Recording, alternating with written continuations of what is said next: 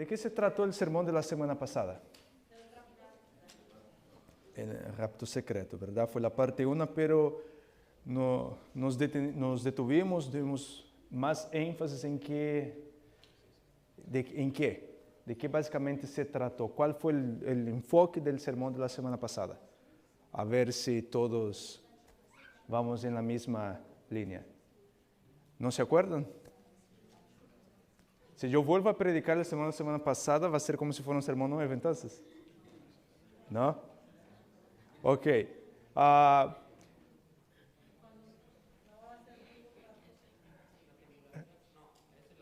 tribulación es hoy. La semana pasada nosotros hablamos del milenio, ¿se acuerdan? Y el estado de los muertos. ¿Todos se acuerdan ahora más o menos? Sí, qué bueno.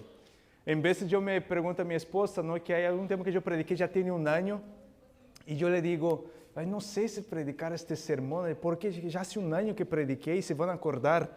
Mi esposa, pues si no acordamos lo que predicaste la semana pasada, un mes atrás. Pues ahora sí, entonces voy a volver a repetir varios sermones porque... Bueno, la semana pasada entonces el sermón nosotros hablamos en cuanto al rapto secreto. La primera parte que es que el mundo protestante cree que antes de la tribulación la iglesia será llevada al cielo, que de hecho fue hecha una película. ¿Cuántos aquí han visto esta película?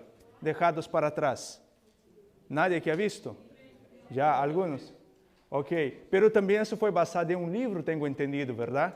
Que fue hecho un libro y de este libro sacaron esta película Dejados para atrás. Pero ahí hay algunas cosas que no están muy de acuerdo con la Biblia. El primero es que habla del estado de los muertos. Y el punto que ellos defienden es que nosotros tenemos un alma, nosotros somos espíritu, tenemos un alma y vivimos en un cuerpo. Pero la semana pasada entonces nosotros vimos que nosotros somos un alma viviente, ¿no?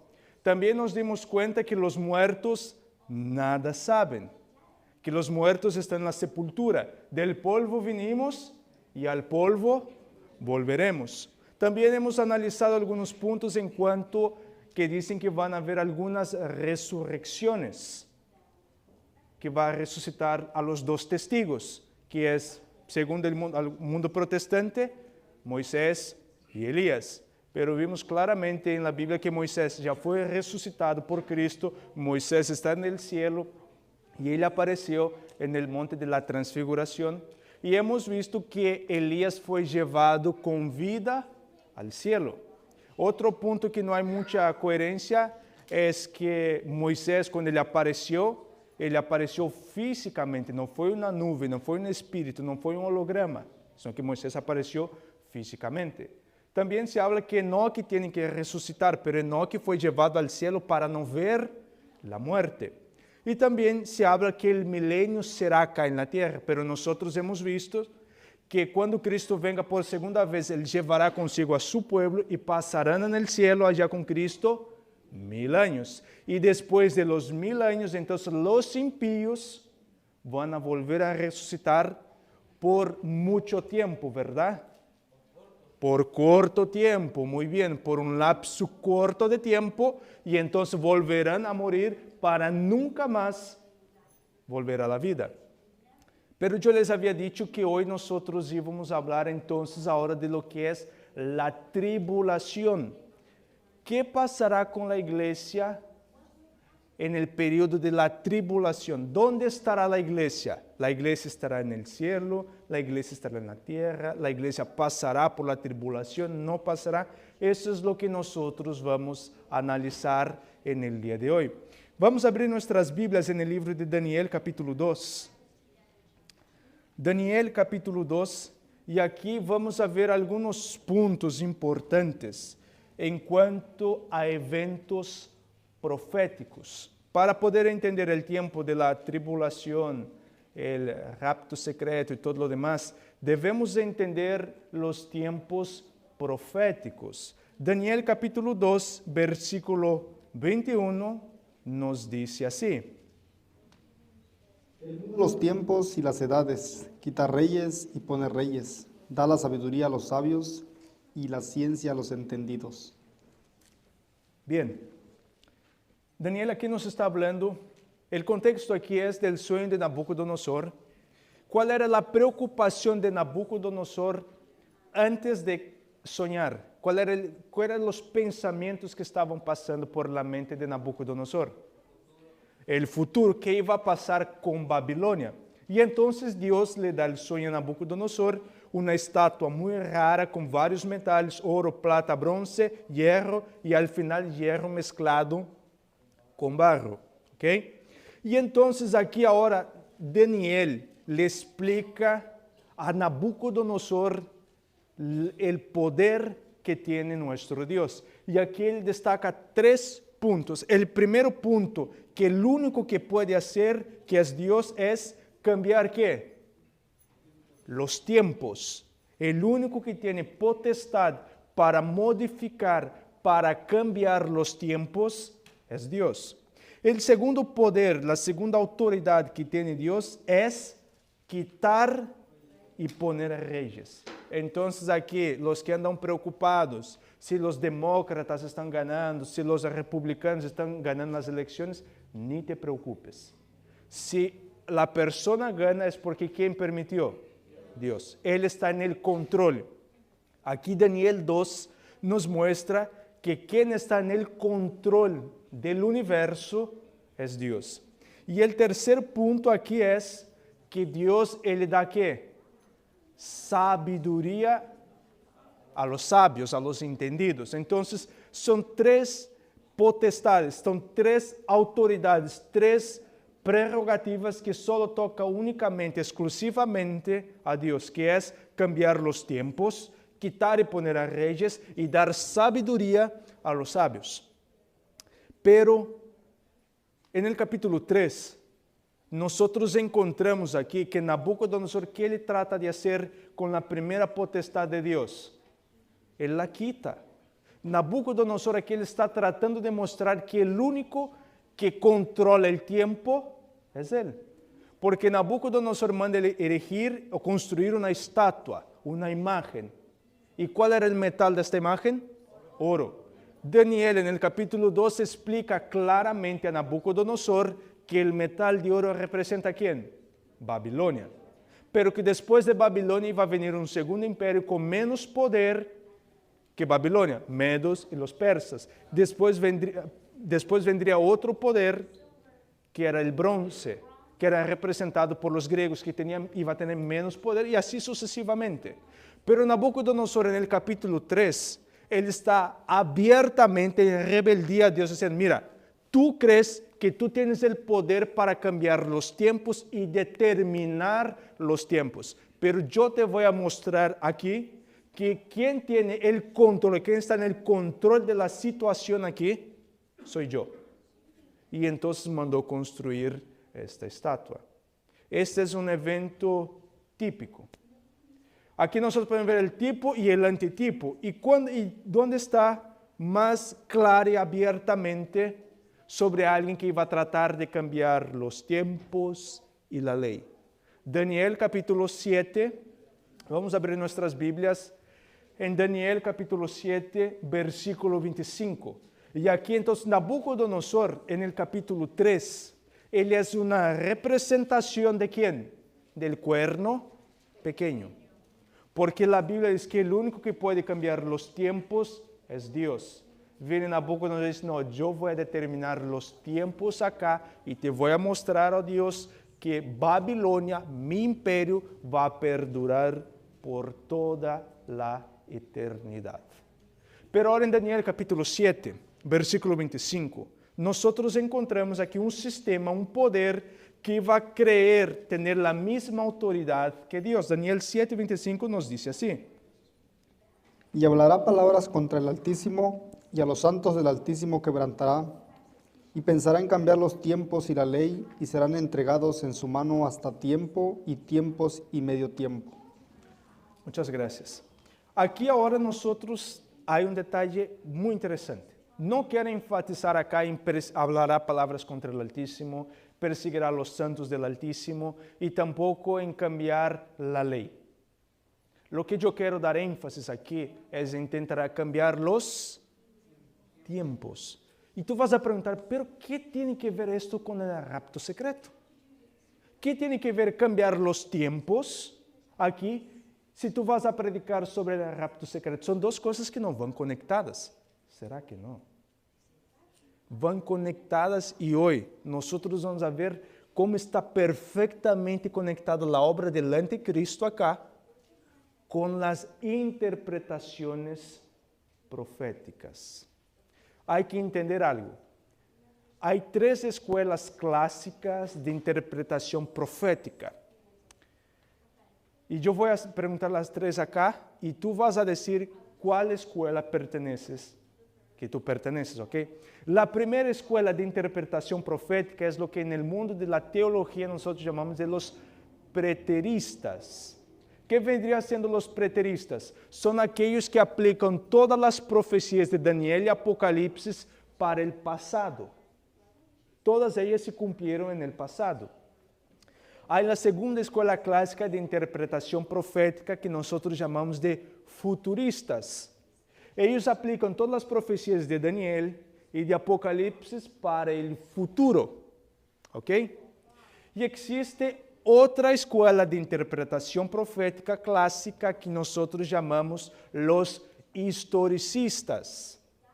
Ellos empiezan a aplicar la profecía en el momento que el autor, que el profeta escribió. Esta profecía sigue su curso y ella llega a su clímax a la segunda venida de Cristo. Ahora yo les pregunto, ¿en cuál escuela de interpretación profética perteneces tú? Historicista, muy bien. Nosotros empezamos a ver la profecía en el momento que ella empezó con el autor. Voy a dar una ilustración acá. El libro de Daniel es muy claro, porque Daniel, él miró las profecías del libro del capítulo 2 cumplirse, la profecía del capítulo 7 cumplirse, porque Daniel, cuando él empezó a escribir, ¿quién era el reino que estaba dominando? Babilonia, la cabeza. Pero Daniel también vivió en el imperio de los medos y los persas, que es el brazo y el pecho, plata. El león con alas de águila y el oso con 3 costillas en su boca. Entonces la profecía empezó a cumplirse ¿cuándo entonces? En el periodo de Daniel. Pero la profecía fue siguiendo su curso. Y la profecía de Daniel capítulo 2, ¿cuál es el clímax de esta profecía? ¿Cómo se culmina esta profecía? ¿Con qué? Con la venida de Cristo. Y la venida de Cristo está representada ¿por qué? Una piedra que viene ¿de dónde? Del cielo, no cortada con manos de hombre. Esto es un símbolo que no es de voluntad de hombres, porque la mano simboliza voluntad también. Es decir, que esta piedra que va a chocar, ella no es de voluntad de hombres, sino de Dios. Y lo más interesante de todo esto es que la piedra, ella choca ¿dónde? Los pies.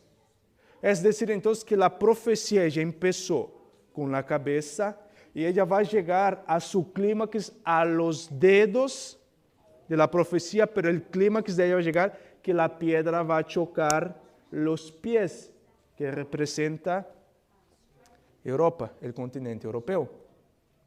Los 10 dedos ahí son los 10 países que hoy de la Unión Europea, los principales países de la Unión Europea. Entonces, este punto de la parte de las escuelas de interpretaciones proféticas está claro, ¿verdad? Vayamos a 1 de Tesalonicenses, capítulo 5, versículo 1 al 2. Y aquí nosotros vamos a ver algunos puntos que tengan que ver con tiempo, ¿ok? Vamos a ver, hay varios versículos, pero por cuestión de tiempo, hoy solo quiero mirar con ustedes 2 versículos, ¿okay? 2 capítulos. 1 de Tesalonicenses, capítulo 5, versículo 1 al versículo 2, nos dice así. Pero acerca de los tiempos y de las ocasiones no tenéis necesidad, hermanos, de que yo os escriba, porque vosotros sabéis perfectamente que el día del Señor vendrá así como ladrón en la noche. Cuando el apóstolo Pablo aquí está hablando de tiempos, este tiempo aquí se refiere a qué? ¿A tiempos? Sí, pero son tiempos proféticos, muy bien. Entonces en la Biblia, muchas veces cuando la Biblia habla de tiempos, la Biblia está hablando de tiempos proféticos. Y esto aquí es muy claro, porque el apóstolo Pablo está hablando de la segunda venida de Cristo. ¿Qué es mayor evento profético que esto? Y el apóstolo Pablo dice de los tiempos que van a suceder para la segunda venida de Cristo. Entonces la Biblia muchas veces cuando habla de tiempos, porque por ejemplo, Daniel capítulo 7, versículo 25, todos los comentaristas, puedes ver, muchos comentaristas bíblicos, cuando habla de cambiar los tiempos y la ley, dan más énfasis en la ley. Casi no se habla de los tiempos. Puedes buscar el comentario bíblico adventista y otros comentarios, casi no se da muchas énfasis en esto, porque lo que la iglesia más se preocupa es con la ley. Y muchos cuando van a hablar del tiempo, empiezan a hablar, no, que cambió el tiempo, o sea, de la guarda del sábado y todo esto, pero no. Cuando habla aquí de cambiar los tiempos, no tiene nada que ver, se puede aplicar, pero la idea central, la idea principal aquí no es de cambiar la guarda del sábado, que el día termina a la medianoche. La Biblia dice que el de la puesta de Levíticos 23, 32, que nos dice que de la puesta del sol será sábado para Jehová tu Dios. Entonces ahora que cambia a la medianoche, ok, está bien, si quieres aplicar bien, pero la aplicación literal no es esto. Y vamos a ver Daniel capítulo 9. Daniel capítulo 9, versículo 27. Para ver acá cómo es que cambiaron el tiempo, pero de la interpretación profética. Daniel capítulo 9, versículo 27 nos dice así. Y por otra semana confirmará el pacto con muchos. A la mitad de la semana hará cesar el sacrificio y la ofrenda. Después, con la muchedumbre de las abominaciones, vendrá el desolador, hasta que venga la consumación, y lo que está determinado se derrame sobre el desolador. Una semana tiene ¿cuántos días? 7 días, ¿verdad? Día en la profecía, un día equivale a ¿cuánto tiempo? Año. Un año. Pues bien, acá está el rapto secreto. Porque en el periodo, ¿qué va a hacer el Señor aquí? Él va a confirmar ¿qué? Al inicio de esta semana, va a confirmar su pacto, es decir, Cristo va a raptar su iglesia. Cristo ahora lo que ele vai fazer é levar a sua igreja e por 7 dias, dia por ano na profecia, 7 anos. 7 anos ele vai estar, e que vai estar sucedendo acá segundo este texto? Vai cessar que? O sacrifício, e ao término da semana, então Cristo vuelve por segunda vez para estabelecer o milênio acá. Entonces, lo que el mundo protestante agarra, las 70 semanas, la última semana, ellos lo aventan para el futuro. Ellos no lo aplican como algo historicista. No lo aplican como eso se cumplió con el sacrificio de Cristo. Cuando Cristo empezó su ministerio, a la mitad de la semana que hizo Cristo, a los 3 años y medio, cesó el sacrificio. ¿De qué manera? ¿De qué manera fue que Cristo cesó el sacrificio? ¿Qué evento fue que simbolizó la muerte de Cristo? Cristo ahora aquí, en la cruz, Él entrega su vida. Entonces, ¿qué sucede en el momento, a las 3 de la tarde, cuando Cristo muere, que el sacerdote está para hacer el sacrificio del Cordero? ¿Qué sucedió allá en el santuario? Un terremoto, el velo se rompe y el corderito se va. Entonces, ahí es cuando Cristo cesa el sacrificio. Pero aquí, ¿sabe a quién ellos aplican esto? ¿Sabe a quién? A Etíoco Epífanes. Etíoco Epífanes. Es un rey griego. Ahorita voy a explicar más quién fue él. Ellos aplican que él prohibió que el pueblo judío hiciera el sacrificio y una infinidad de cosas que ahorita solo estoy dando un pequeño spoiler. Pero entonces ellos, algunos lo que agarran, hay dos, como yo les mencioné, dos escuelas de interpretación profética. Hay algunos que lo aventan para el pasado y eso ya se cumplió. Hay otros, pero los que más aplican acá, ellos lo aventan para el futuro. para la semana del futuro, ¿ok? Antes de la tribulación, porque aquí nosotros encontramos la tribulación también, pero la iglesia no estará acá. La iglesia estará en el cielo. Pero si tú agarras este texto acá, porque lo demás ellos sí lo aplican literal, pero esta semana lo tiramos para frente, para enfrente, para el futuro. Pero nosotros aquí podemos ver que el cuerno pequeño, él iba a tratar de cambiar los tiempos de interpretación profética. Esto es cuando trataré de cambiar los tiempos, pero hay alguna versión acá que dice cambiar las festividades. Daniel 7:25. Hay alguna versión que dice esto, y tratará de cambiar las festividades. Las versiones más actualizadas lo ponen de esta manera, y tratará de cambiar las festividades. Si yo pongo festividades aquí, el texto pierde su poder, porque festividades, ¿qué eran los que celebraban las fiestas? Los judíos. ¿Hay alguna versión acá que dice festividades? Daniel 7:25. Y entonces con festividades, aplicando a festividades, el texto empieza a perder fuerza, porque entonces se presta para interpretar para otras cosas. Pero bueno, vayamos a Mateo 24. Mateo capítulo 24. Y entonces en Mateo 24 aquí nosotros vamos... ¿Se acuerdan que la semana pasada yo les hablé de los engaños que iban a haber? ¿Verdad? Y los engaños iban a ser tan sutiles que, si posible, engañaría hasta mismo a los elegidos.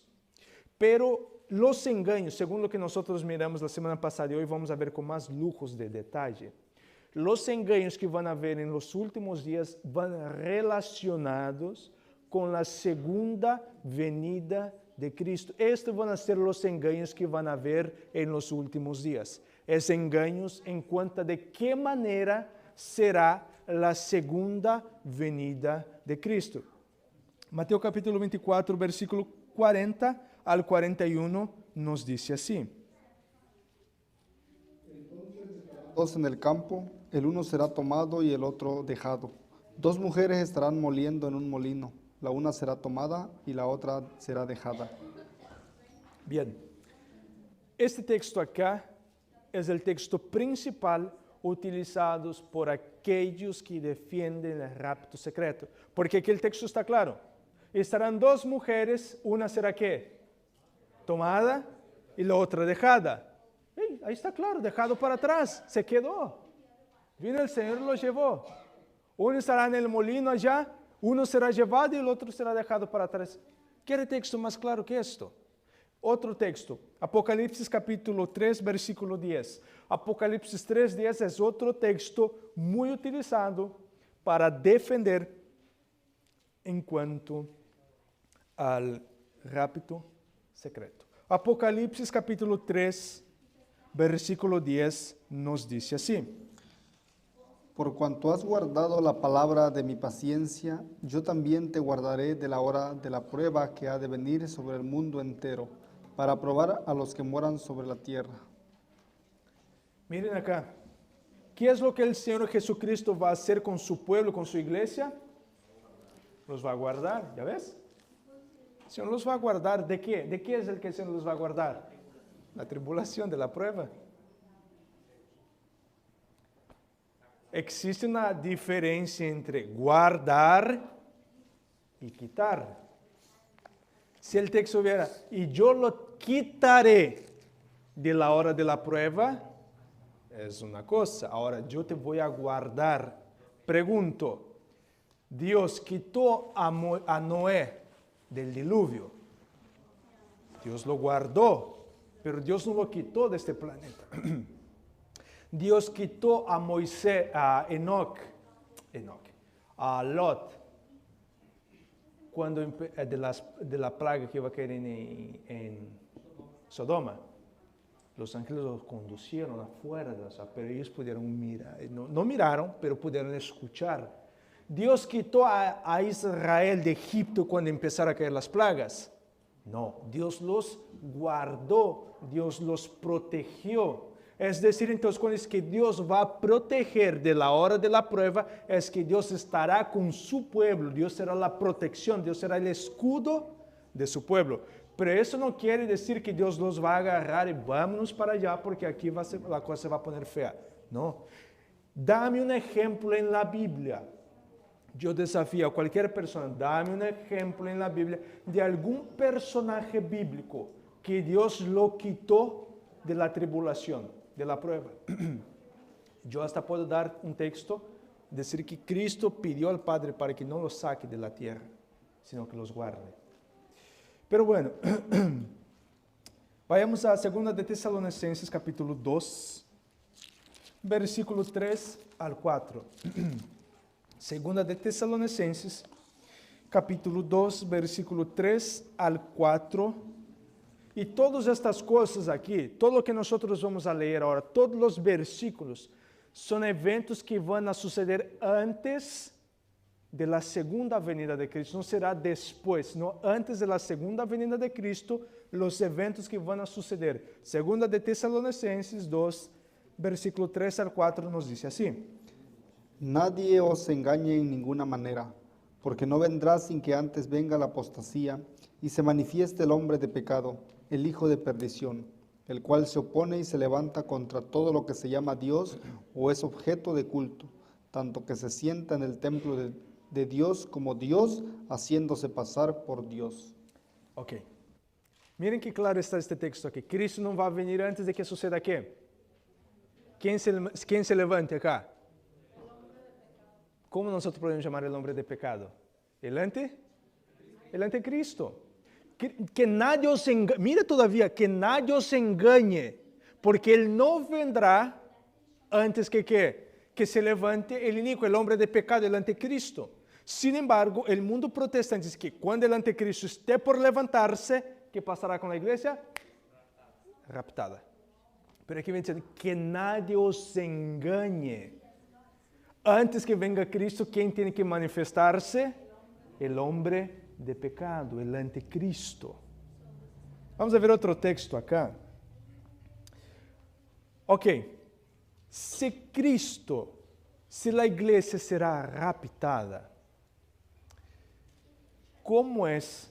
Y aquí también hago un paréntesis, porque los testigos de Jehová, aquí no es para criticar a ningún testigo de Jehová ni nada. Simplemente yo estoy hablando de la interpretación que tienen los testigos de Jehová.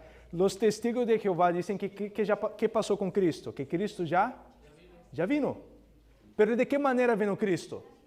De una manera espiritual. Una vez estaba platicando con un testigo de Jehová. Y entonces ele dije, no, es porque Cristo ya vino de una manera espiritual. Yo dije, ok, entonces explícame Hechos capítulo 1, versículo 10. Vayamos a Hechos capítulo 1, versículo 10 al 11. Y mire aquí, que no es ni siquiera el hombre hablando, sino son los ángeles que están consolando a los discípulos. Y mira que los ángeles aquí, ellos hablan de qué manera va a venir Cristo. Hechos capítulo 1, versículo 10 al 11 nos dice así. Y estando ellos con los ojos puestos en el cielo, entre tanto que él se iba, he aquí se pusieron junto a ellos 2 varones con vestiduras blancas, los cuales también les dijeron, varones Galileos, ¿por qué estáis mirando al cielo? Este mismo Jesús que ha sido tomado de vosotros al cielo, así vendrá como le habéis visto ir al cielo. Cristo fue tomado de una manera corpórea y física, ¿sí o no? Sí. Y ahora el ángel acá ven diciendo, este mismo Jesús, de la manera que habéis visto que Él subió al cielo, ¿cómo será su venida? Igual. De la manera que Él subió, Él va a volver físicamente. Pero hay los testigos, ellos dicen, no, pero los ojos que van a ver a Cristo son ojos espirituales. Apocalipsis 1.7, vayamos a Apocalipsis 1.7 y vamos a ver si serán ojos espirituales, solamente ojos espirituales, los que van a ver Cristo venir en las nubes del cielo con poder y gran gloria. Apocalipsis 1.7 Y miren lo que nos dice acá. He aquí que viene con las nubes, y todo ojo le verá, y los que le traspasaron, y todos los linajes de la tierra harán lamentación por él. Sí, amén. Ok, si son ojos espirituales, los que participaron de la muerte de Cristo, los soldados, van a ver sí o no. ¿Qué espiritualidad hay en estos hombres que crucificaron al Hijo de Dios? Entonces yo le pregunté, ok, él dijo, no, pero es que son ojos espirituales los que van a ver a Jesús. Só gente espiritual va a ver a Jesús. Yo le pregunté, ¿tú has visto? Se quedó callado. Y dije, pero mira acá. Porque ven diciendo que los que crucificaron a Cristo, los que traspasaron a Cristo, lo van a ver. ¿Estos hombres son espirituales, sí o no? No, no son espirituales. Entonces, ¿cómo es que solo ojos espirituales son los que van a ver? No vamos a abrir, pero en Apocalipsis capítulo 6. Apocalipsis capítulo 6, los 3 últimos versículos allá, ven diciendo que las tribus, que las naciones harán lamentación por él y que muchos van a clamar a las peñas, caed sobre nosotros y escondednos ¿de qué? De la ira del Cordero. Entonces, ¿cómo que son ojos espirituales? Si las tribus, si las naciones van a hacer lamentación cuando Cristo venga por segunda vez. Entonces, la Biblia es muy clara. Y es más, durante un milenio, casi prácticamente 2 milenios, podríamos, casi 2 milenios, la iglesia ha creído en una venida de Cristo literal, corpórea, y que todo ojo lo vería. Martín Lutero así lo creía. John Hus, Zwingli,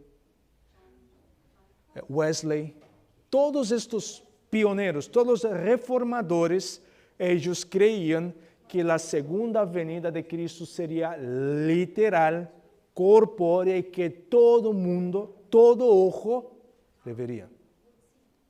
Durante prácticamente 2000 años la iglesia así lo ha creído.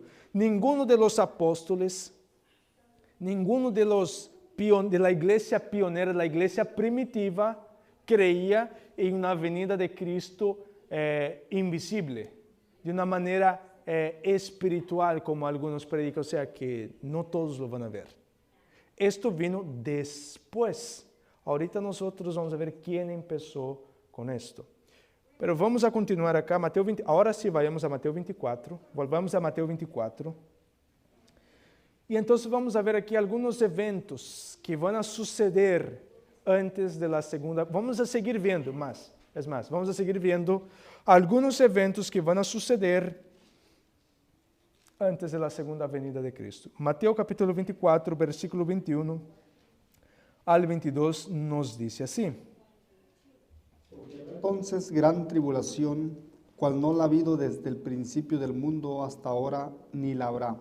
Y si aquellos días no fuesen acortados, nadie sería salvo. Mas por causa de los escogidos, aquellos días serán acortados. Bien, el texto empieza como, va a haber ¿qué? Gran tribulación, ¿verdad? Pero, ¿qué va a pasar con esta tribulación? Los días serán ¿qué? Acortados. ¿Por causa de quién? Pero ¿por qué si los elegidos ya están en el cielo? ¿Para qué se va a cortar? Si los elegidos no están en la tierra, si no están en el cielo. Es por amor a los elegidos que el Señor, ¿qué va a hacer? Va a cortar. Pero cuando dice acortar, hay algunos que en su inocencia lo aplican de la siguiente manera. Ay, no, mira cómo el año está pasando rápido. Mira, ayer era enero y ya estamos casi en diciembre. No, mira, la Biblia mismo lo dice que el tiempo sería cortado. No es nada de esto. ¿Cuánto tiempo fue que duró la supremacía papal y el periodo de la Inquisición? 1260 años, literal. Pero al final van a ser 1260 días. Imagínense si fuera 1260 años literal. No quedaría nadie. Por eso que dice que por causa de los elegidos del pueblo de Dios, el tiempo será acortado. Serían días literales, no días proféticos. Entonces, antes de la segunda venida de Cristo, la iglesia tendrá que pasar por la tribulación. Vamos a ver otro, el texto continúa, versículo 24 y 25 de Mateo 24. Nos dice así. Porque se levantarán falsos cristos y falsos profetas y harán grandes señales y prodigios, de tal manera que engañarán, si fuera posible, aún a los escogidos. Ya os lo he dicho antes. Entonces, mire que aquí Cristo nos ha advertido. Pero es más, por favor, lee el 23 también. Léalo el 23 también. Entonces, si alguno os dijere, mirad, aquí está el Cristo, o mirad, allí está, no lo creáis. Entonces, miren acá que los engaños, porque el 24 ven diciendo que los engaños serían tan grandes que si posible engañarían a los elegidos, ¿verdad? Pero el versículo 23, ¿de qué nos habla? De que iban a surgir ¿qué? ¿Falsos qué? Cristos. Porque si diráis, mirad, allá está él allá o está por allá, no los creáis. Y ven diciendo que estos serían tan poderosos estos engaños que si posible engañarían hasta mismo a los elegidos. Entonces, es decir, que en los últimos días, antes de la segunda venida de Cristo, los engaños que iban a suceder iban a girar alrededor de la segunda venida de Cristo. ¿De qué manera será la segunda venida de Cristo? ¿Será literal, simbólica, espiritual o física? Todos estos engaños iban a suceder. Y miren, pasmen, que este texto podremos decir que se está cumpliendo. Porque con excepción, es más, no quiero ser acá soberbio ni nada, pero yo creo que la iglesia adventista, y no sé si otra iglesia lo interpreta la segunda venida de Cristo de esta manera, porque las demás, la mayoría, es más, no, fue hecho un estudio y muchos teólogos evangélicos ya no están creyendo más en el rapto secreto. Muchos ya no están creyendo más porque se les hace muy fantasioso. Muchos ahora ya están empezando a aplicar la segunda venida de Cristo como algo literal. Pero estos engaños acá son muy sutiles, porque mira qué agradable el oído es. Mira, va a empezar la persecución, hermanos, pero no se preocupen. Nosotros no estaremos acá. ¿Quiere algo más agradable que esto? Uy, gloria a Dios. Va a empezar las bombas y van a empezar a tronar, pero nosotros pues bonititos allá en el cielo.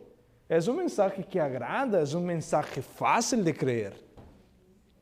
Ahora cuando se predica, no, que la iglesia va a pasar por la tribulación, que la iglesia va a pasar por el tiempo de crisis, pues eso es algo que la gente no quiere escuchar. Mateo 24, versículo 26. Mateo 24, 26 nos dice así. Así que si os dijeren, mirad, está en el desierto, no salgáis, o mirad, está en los aposentos, no lo creáis. Crean ustedes o no, pero el año pasado, un grupo grandísimo de personas allá en Colombia ya se reunieron en la montaña para encontrarse con Jesús, que Jesús estaba viniendo, poniendo fecha. Hubo un escándalo tremendo, no sé, creo que fue acá en Estados Unidos. Un hombre que se hacía llamar el Mesías, llevó al pueblo a un lugar, un gran número de personas también, y los envenenó a todos, y los mató a todos. Yo estaba mirando en el internet, y hay alrededor del mundo, hay aproximadamente 7 hombres que dicen ser el Mesías. Y arrastra una multitud de personas. Pues mire, esto acá no es algo, no, ¿quién me va a engañar? Hay muchas personas que lamentablemente se están engañando. Pero ahora vamos a otro punto. Hay muchos que están poniendo en 2027, en 2031, ahí viene Cristo. Acá está diciendo, si alguien dice, ¿qué debemos hacer? No debemos creer. No debemos. Ojalá que Cristo venga antes de 2031, ojalá.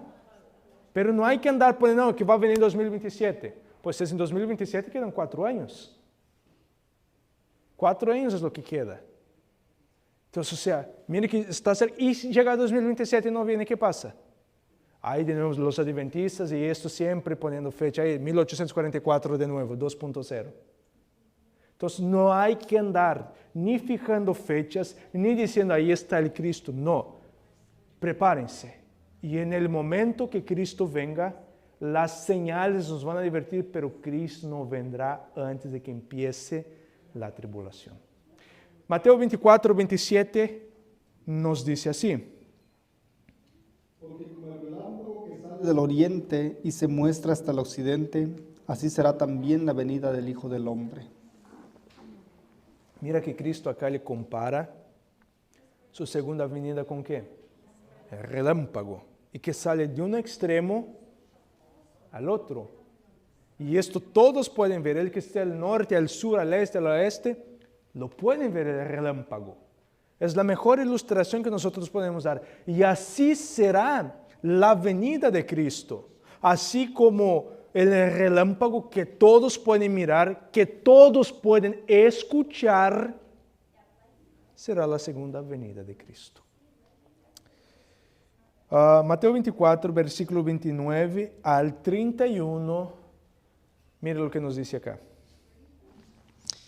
E inmediatamente después de la tribulación de aquellos días, el sol se oscurecerá y la luna no dará su resplandor, y las estrellas caerán del cielo, y las potencias de los cielos serán conmovidas.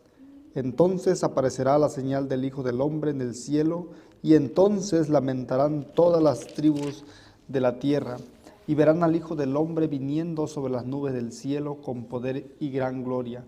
Y enviará a sus ángeles con gran voz de trompeta, y juntarán a sus escogidos de los 4 vientos del un extremo del cielo hasta el otro. ¿Después de qué?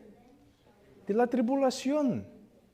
Después de la gran... Y mira, o sea, ¿quieres evento más grandioso que es? ¿Qué va a pasar con los astros? El sol no dará su luz. La luna se convertirá en sangre. Las estrellas, ¿qué pasarán con las estrellas? Y entonces vendrán ¿quién? Los ángeles. ¿Y qué van a hacer los ángeles? Van a recoger. ¿Por qué van a recoger si ellos ya están en el cielo? No tiene sentido. Van a recoger y ahora ¿qué van a hacer los que se quedaron aquí? ¿Van a qué? Lamentar. Pero muchos cuando se aplica a los 7 años de paz que el pueblo estará allá. Entonces, o sea, para la segunda venida no tienen que lamentar, porque, o sea, muchos se convirtieron entonces. ¿Para qué van a lamentar? Ven diciendo que entonces Cristo va a recoger a los escogidos para llevar con Él. Y entonces en este periodo acá, muchos harán lamento, porque no se prepararon para la segunda venida de Cristo. Pero el texto es claro, después de la gran tribulación, después de la tribulación, vendrá Cristo. Hay otros que dicen, antes de la tribulación, miramos acá al apóstol Pablo, que no va a suceder antes de la tribulación, antes de que se levante el anticristo, y después antes de la tribulación no va a venir Cristo. O sea, entonces todos esos tienen que suceder, la tribulación, para que después de eso entonces Cristo venga para buscar a su iglesia. Y ahora, con base en todo este contexto acá, ¿ok? Vamos de nuevo a leer Mateo 24, 40 al 41. Mateo 24, 40 al 41. Entonces estarán 2 en el campo. El uno será tomado y el otro será dejado. 2 mujeres estarán moliendo en un molino. La una será tomada y la otra será dejada. Los versículos antes de esto acá, Jesús compara su segunda venida con ¿qué? Así como fue en los días de Noé. Las personas comían, bebían, casaban-se, davam-se en casamiento, hasta que Noé entró en el arca, vino el diluvio. ¿Qué hizo el diluvio? Se los llevó. Entonces, los que se perdieron fueron los que se quedaron, los que fueron llevados. Los que fueron llevados. ¿Está claro esto? El diluvio llevó a los impíos. Y miren acá. Y ahora Jesús hace la comparación de su segunda venida con el diluvio. Entonces él está usando este símbolo, este ejemplo. ¿Ok? Y ahora, por ejemplo, y después compara también, así como en los días de Lot. Y entonces, hasta que cayó fuego del cielo, fuego y azufre del cielo, ¿qué pasó con la gente? Murieron. Pero Lot ¿qué pasó con Lot? Dios lo sacó de allí, Dios lo protegió. Pero miren acá entonces, los que son destruidos, los que se pierden, no son los que se quedan, sino los que son llevados. Porque el diluvio destruyó a los que llevó. Entonces este texto aquí nos está hablando que los que serán destruidos, los que se van a perder, no es aquel que es llevado.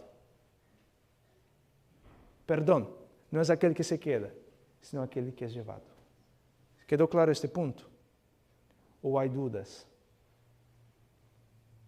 Cuando no contestan, yo pienso dos cosas. Que lo entendieron perfectamente bien. O que no lo entendieron y tienen vergüenza de preguntar. ¿Quedó claro? Ok. Entonces, los que se pierden son los llevados. Los que se quedan son guardados. Porque, miren, versículo, lee el 42, por favor. Porque no sabéis a qué hora ha de venir vuestro Señor. El apóstol, Jesús aquí viene diciendo, ¿no? Que uno estará en el molino y entonces uno será llevado y la otra se quedará. ¿Qué quiere decir esto acá? ¿Por qué es que Jesús usa esta expresión? Uno estará trabajando en el campo, uno será llevado y otro será quitado. Dos mujeres están en el molino, una es llevada y otra quitada. No, son los que se pierden, los que son llevados. Esto aquí nos está mostrando una cosa, porque después Jesús dice, velad y orad porque el día y la hora nadie sabe. Pero Jesús utiliza el ejemplo acá del trabajo. Que hay personas que no se están preparando para la segunda venida de Cristo por causa de qué? De las actividades del día a día. Y por no se preparar, cuando venga la crisis, ¿qué va a hacer? Los va a llevar. No estaban preparados. Noé. ¿Por qué es que la gente no se salvó? Porque estaban más preocupadas con qué? Con las actividades del día a día, comiendo, bebiendo, casándose, dándose en casamento. Y no se prepararon, no miraron las señales que estaba dando de que iba a venir el diluvio. Mateo capítulo 24 nos habla empieza con las señales de qué? De la segunda venida de Cristo. Todas estas señales nos están apuntando, nos están mostrando que Cristo va a venir por segunda vez. Porque es entonces, todas estas señales bien claras, hay personas que se pierden. Y aquí está la explicación. Porque unos están tan preocupados con el trabajo del campo, que están tan enfocados en las actividades mundanales, que no se concentraron en las señales. No se prepararon. Por eso que Cristo dijo después, velad y orad, porque el día y la hora. Cristo va a venir como ladrón ¿para quién? Para los que no se prepararon, porque para usted que se preparó, Cristo no va a venir como ladrón. Porque si tú miraste las señales, tú te preparaste. Por ejemplo, usa acá el ejemplo de la casa, ¿verdad? Y él dice que si el dueño de la casa supiera que el ladrón iba a venir, ¿qué le hubiera hecho? Laqueado su casa, ¿verdad? Entonces, es decir, que vendrá como ladrón para aquellos que no se prepararon, que estaban las señales, pero que no miraron las señales, y es por eso que ele viene como ladrón. No es que ele viene así de la nada, sino que las señales, la persona no se preparó, las señales estaban y la persona no estaba lista, no se preparó, y ahora cuando Cristo vino le tomó por sorpresa. Así como fue con el diluvio. Cuando empezó a caer gotas del cielo, fue que la gente, lo que Noé predicó era cierto, pero nosotros no. Mira las señales que hubo para el diluvio. Los animales aparecieron de la nada.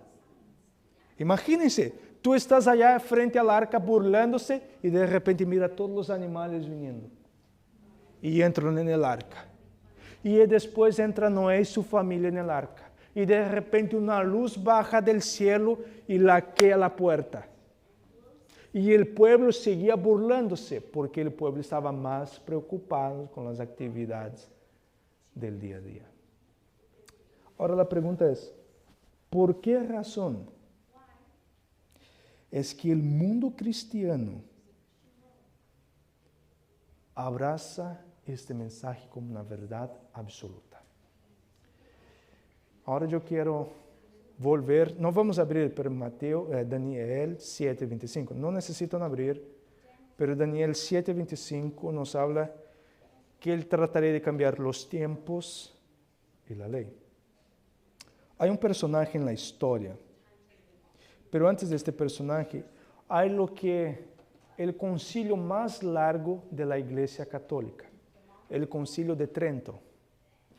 Este fue el concilio más largo, se citó este concilio por una razón. La Iglesia Católica estaba perdiendo países completos para el protestantismo, para la reforma. Y entonces se citó este concilio para ver de qué manera se iba a poder contrarrestar la reforma. Y entonces en este concilio ellos hicieron un montón de dogmas, y en cada dogma ellos decían, el que no acepte nuestros dogmas, tenlo por anatema, que quiere decir maldito. Y entonces, pero igual, mucha gente siguió creyendo y aceptando el mensaje de Martín Lutero, John Hus, Wesley, Zwingli y un montón de reformadores.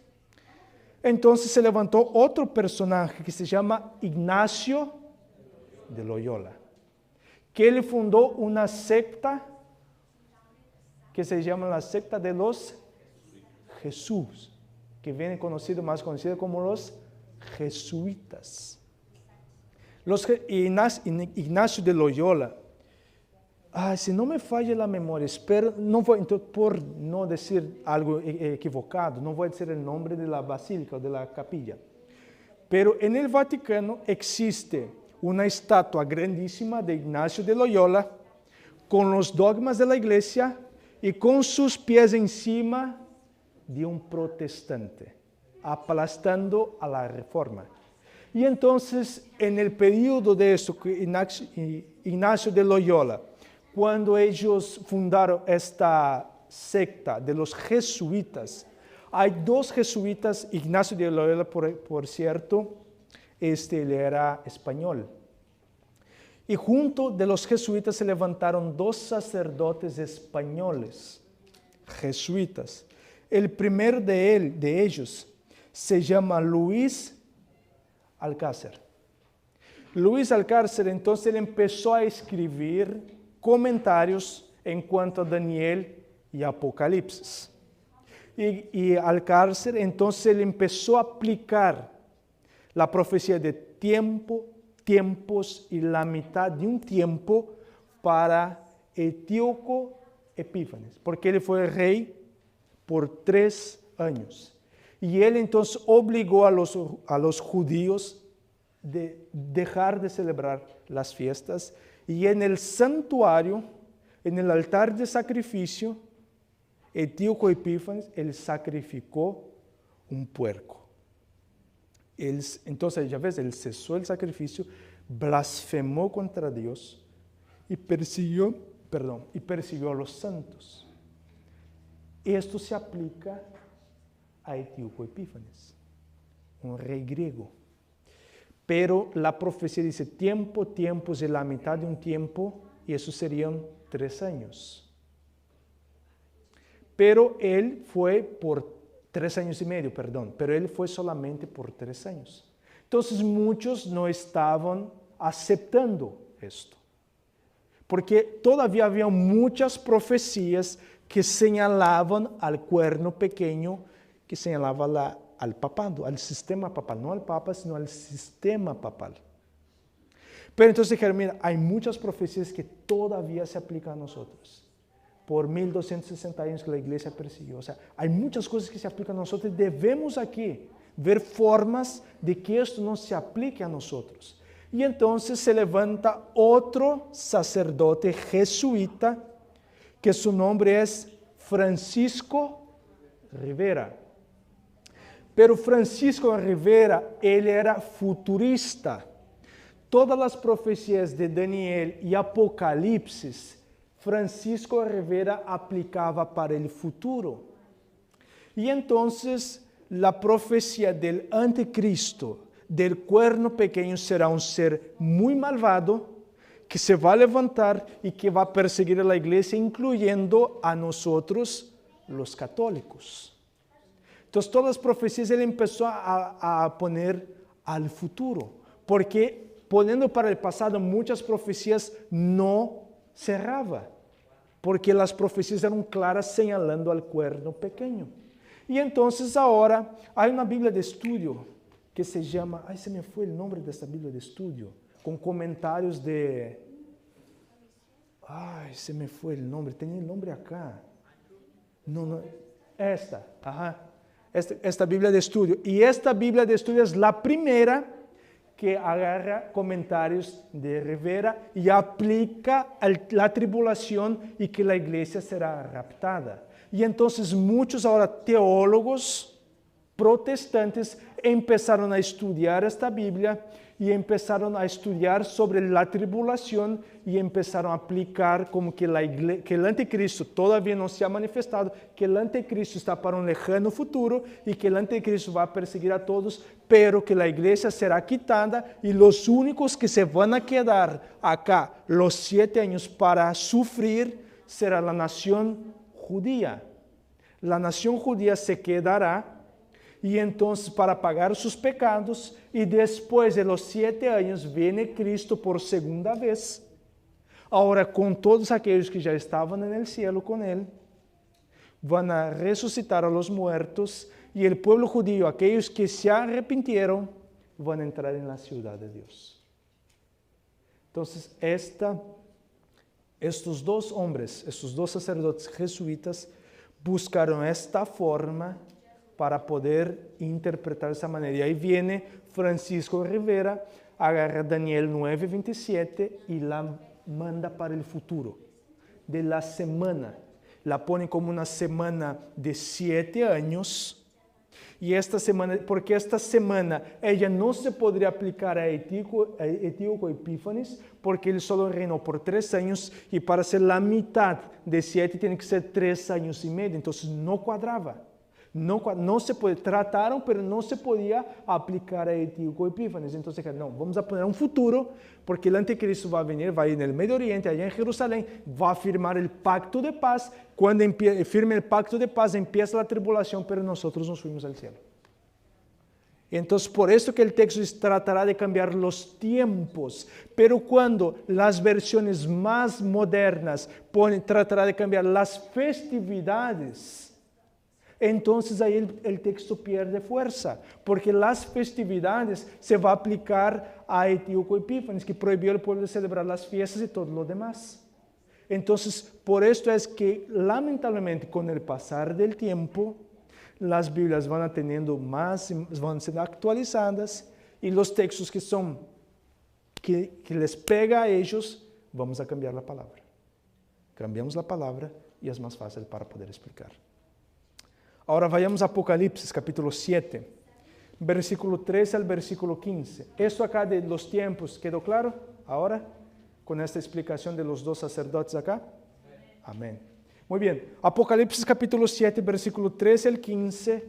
Ahora aquí, Apocalipsis 7. ¿De qué se trata? ¿Habla de qué? Del sellamiento y de los 144,000, ¿verdad? Pero miren acá, aquellos que van a estar en la presencia de Dios, en el trono de Dios, ¿por qué es lo que ellos van a tener que pasar? Apocalipsis 7, 13 al 15 nos dice así. Entonces uno de los ancianos habló diciéndome, estos que están vestidos de ropas blancas, ¿quiénes son y de dónde han venido?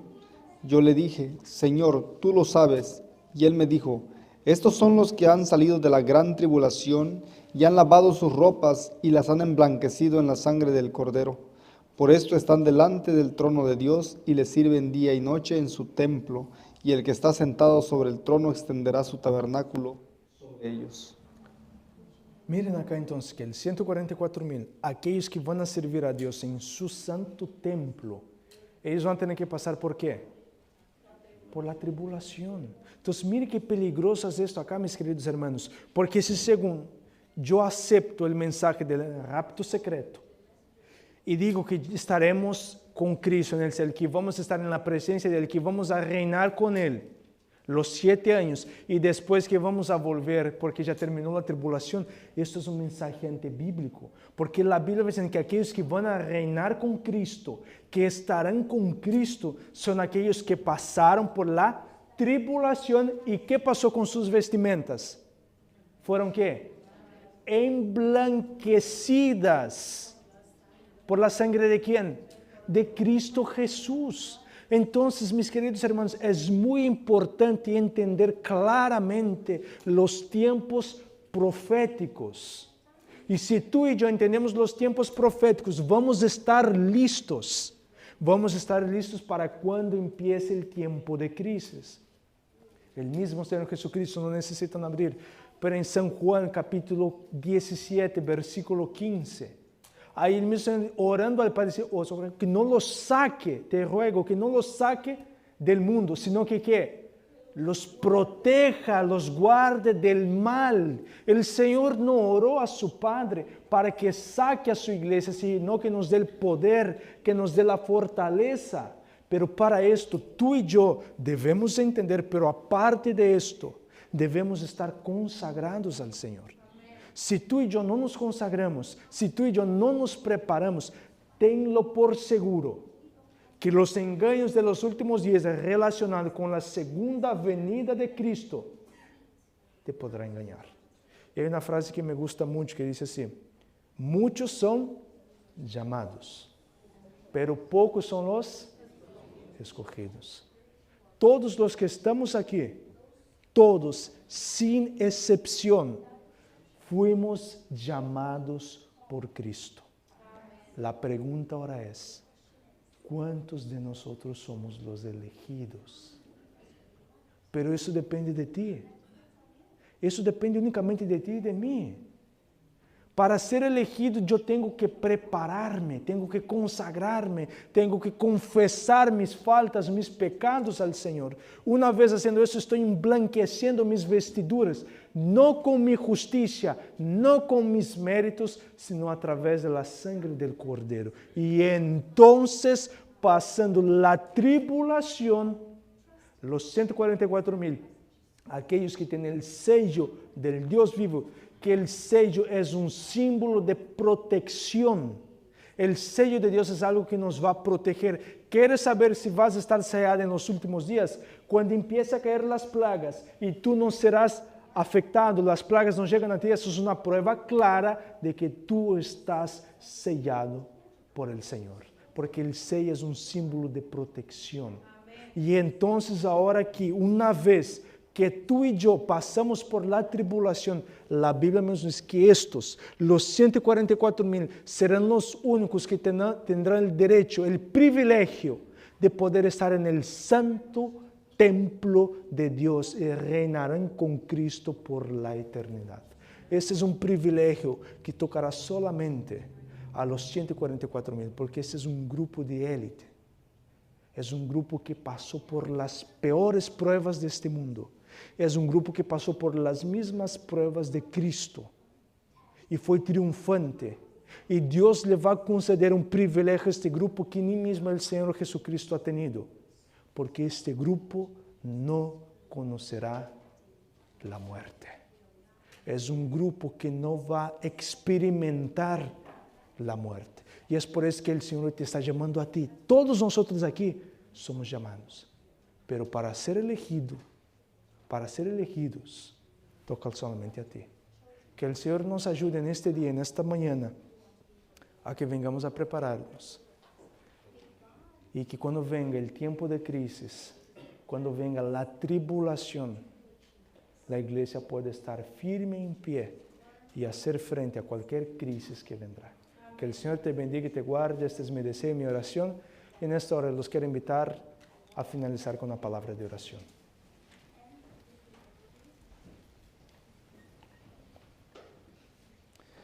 Santo eterno Dios, Gracias te damos, Señor, porque en esta mañana tu palabra fue muy clara y nos ha dicho que Cristo solo va a venir después de la tribulación, después de que se manifieste el Hijo de pecado, el Hijo de perdición, el hombre de pecado. Sabemos, Señor, que el Hijo de pecado ya se está manifestando. Sabemos que el enemigo quiere hacer una burla a tu santa ley. Sabemos, Señor, que el enemigo quiere cambiar los 10 mandamientos. Y grandes eventos, grandes cosas van a empezar a suceder, Señor, en este mundo. Y queremos estar preparados. Pero solamente contigo podremos estar preparados. Solamente tú nos podrás dar, Señor, la fortaleza, el poder para poder enfrentar, para poder soportar y pasar por este tiempo de crisis que vendrá. La pluma inspirada mismo dice que no hay palabras humanas que puedan describir los eventos que van a suceder en los últimos días. Que hombres poderosos desmayarían de espanto. Pero, Señor, sabemos que tú estarás con tu iglesia. Como tú dices en tu palabra, tú nos guardarás. Tú estarás con nosotros en el tiempo de prueba. Ayúdanos, Señor, a hoy prepararnos, porque la preparación es ahora, la preparación es hoy para aquel tiempo que vendrá. Gracias te damos porque tú no nos dejas en tinieblas, porque tu palabra es muy clara y tu palabra nos da mucha luz en cuanto a la preparación que debemos tener y los eventos que vendrán. Gracias te damos por todas estas bendiciones, todo eso nosotros te pedimos y agradecemos. En el sagrado y bendito nombre de Cristo Jesús oramos. Amén.